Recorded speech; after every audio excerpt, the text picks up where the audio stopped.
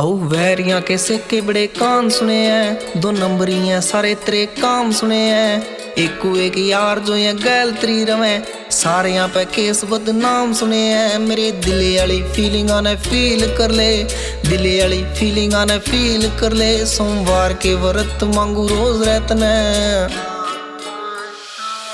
घने दिन तया काल ते मैं दबे बैठी बात तेरे सामिया के करूं प्रपोज रहतने।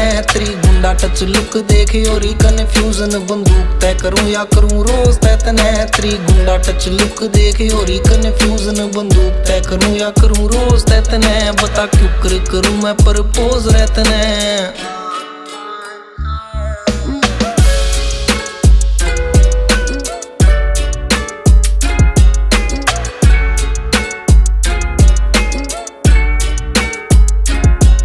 और तीजे दिन सुनने में आवे तेरे पंगे, तेरे वैरियां की राखे सदा चीख तू कढ़ा के। तेरे गात पे जगह जगह लाग रे संकट गेड़े राखे गाड़ी के मातू।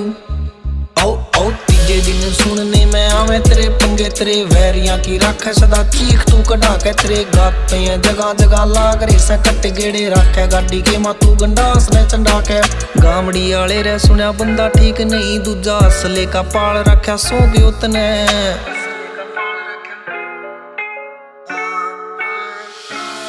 घने दिन तया काल जे मैं दबे बैठी बात तेरे सामिया के करूं प्रपोज रहतने। तेरी गुंडा टच लुक देखे और कन्फ्यूजन बंदूक तय करूं या करूं रोज तैतने। तेरी गुंडा टच लुक देखे और कन्फ्यूजन बंदूक तय करूं या करूं रोज तैतने। बता क्यों करूं मैं प्रपोज रहतने।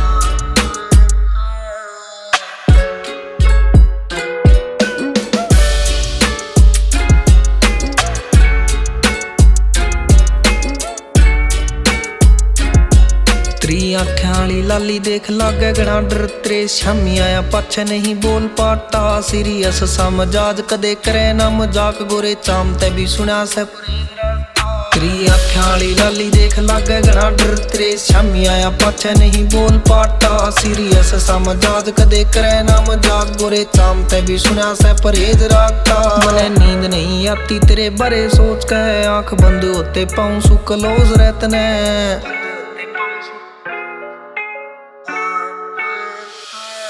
घने दिन तया काल ते मैं दबे बैठी बात तेरे सामिया के करूं प्रपोज रहतने। तेरी गुंडा टच लुक देखे और कन्फ्यूजन बंदूक तय करूं या करूं रोज तैतने। तेरी गुंडा टच लुक देखे और कन्फ्यूजन बंदूक तय करूं या करूं रोज तैतने। बता क्यों करूं मैं प्रपोज रहतने।